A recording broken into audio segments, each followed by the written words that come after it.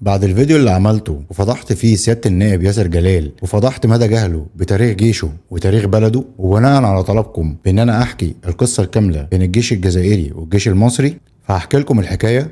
بس قبل ما احكيها عايز اقول كلمة لسيادة النائب. يا سيادة النائب، لما تروح تزور بابا يبقى اقرا له الفاتحه وقول له ان الجيش المصري والشعب المصري ما كانوش منتظرين حد يحميهم، وعمر ما في دوله حمتهم. احنا اللي كنا بنحمي الدول، ما حدش بيحمينا، وستاتنا اللي كانوا بيجروا الاحتلال في الشوارع. بس قبل ما ابدا ما تنساش تتاكد انك عامل لي فولو وسبسكرايب على اليوتيوب، علشان دايما هتلاقي هنا الخلاصه مع اسلام انور. يلا بينا.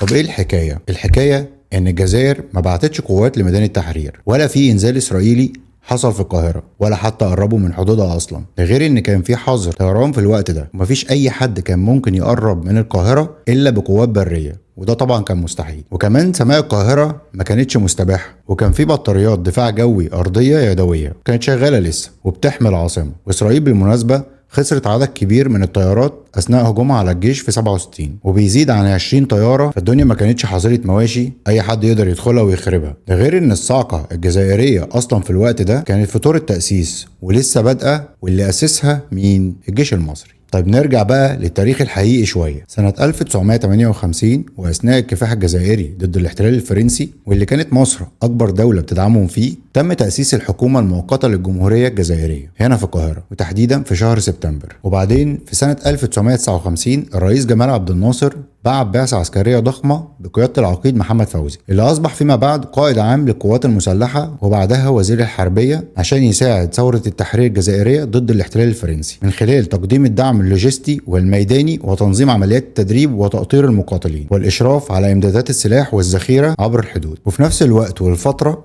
مصر استقبلت ما يزيد عن 300 مقاتل جزائري في معسكرات الصاعقة المصرية في القاهرة والإسكندرية والإسماعيلية، واتدربوا على ايد الضباط المصريين من وحدة النخبة 39 صاعقة على تكتيكات القتال الجبلي والعمليات الخاصة والكمائن. وبعد ما خلص تدريبهم القوات دي رجعت مرة تانية على الجزائر، ومنها تأسست أول أفواج من قوات الكوماندوز في الجيش التحريري الجزائري ضد الفرنسيين، واللي أصبح نواة الجيش الجزائري فيما بعد. وبالمناسبة الشيء بالشيء يذكر، مصر كانت مخصصة من ميزانيتها الخاصة حوالي 75% من الفلوس والتمويلات اللي كانت بتقدمها لجامعة الدول العربية للثورة الجزائرية، واللي بيتم تقديرها بحوالي 12 مليون جنيه. وفوق ده كمان الرئيس جمال عبد الناصر خصص الإيرادات الأولى من تأمين قناة السويس، واللي كانت قيمتها وقتها حوالي 3 مليارات فرنك فرنسي قديم، لدعم الكفاح الجزائري. وده اللي أدى لانضمام فرنسا للعدوان الثلاثي على مصر سنة 56 انتقاما من الدعم المصري لثورة التحرير الجزائرية. لكن بالرغم من كل ده وبرغم كل تاريخنا العسكري والسياسي المشرف، سيادة النائب طلع يحكي قصة ملفقة بالكامل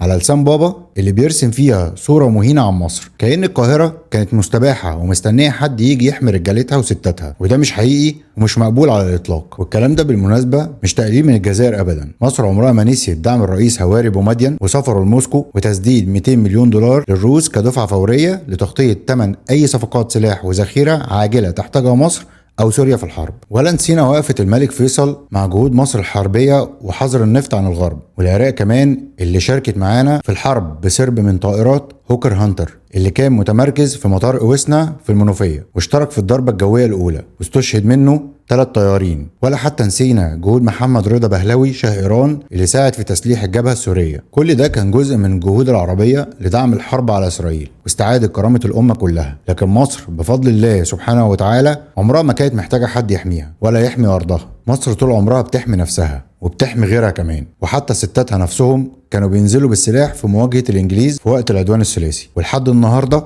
الجيش المصري بيتصدر تصنيف أقوى الجيوش في الشرق الأوسط. المجاملة الدونية الرخيصة اللي قالها السيد ياسر جلال مش مجرد تصريح عابر، دي إهانة وتدليس كبير في حق البلد دي. والمشكلة كمان انها جاية من نائب في مجلس الشيوخ اللي المفروض رواده يكونوا نخبة متعلمة ومثقفة وعارفة تاريخ بلدها وبطولاتها كويس. وفوق كل ده الاستاذ الفنان المثقف بدل ما يطلع يعتذر او يصلح اللي قاله، لا ده بيكبر في الغلط، وكتب تويته من شوية بيأكد فيها على اللي قاله، وان مش بس والده اللي حكاله كده، لا كمان والدته وخاله وخالته والعيلة الكريمة كلها. فبالتالي مصدر الفنان عن التاريخ هو حكاوي بابا وماما وخاله وجده. للأسف جزء كبير من الفنانين والنخبة المصرية حاليا في رأيي مستواهم الفكري والثقافي لا يليق بمصر ولا بمكانتها ولا تاريخها ولا حضارة شعبها، ومحتاجين إعادة نظر ووقفة مع نفسهم للتفكير بشكل عاجل فيما يعنيه صفة ولقب الفنان. بعتذر على حدة كلامي، لكن صفة الفنان دي مش المفروض تبقى بتتقال على أي حد، ومش المفروض خالص إنها تبقى معبرة عن أي شخص بيطلع على التلفزيون أو بيعرف يغني أو يمثل. كونك فنان مصري ده بيحتم عليك انك تكون على درجة معينة من الوعي والثقافة علشان تقدر تمثل البلد دي ونخبتها وحضارتها في اي مكان. اتمنى في المستقبل يتم مراجعة نوعية الفنانين اللي بيتم تعيينهم او اختيارهم لتمثيل البلد في اي مكان او منصب، ويا ريت لحد ما ده يحصل كل فنان يكون معاه مستشار ثقافي يراجع الكلام اللي بيقوله قدام الكاميرات، خصوصا لو في تمثيل دولي، قبل ما يتلفظ بشيء مهين لنفسه وللمصريين كلهم، وكمان يكابر في الغلط. اتمنى يكون الفيديو عجبكم واستفدتوا منه.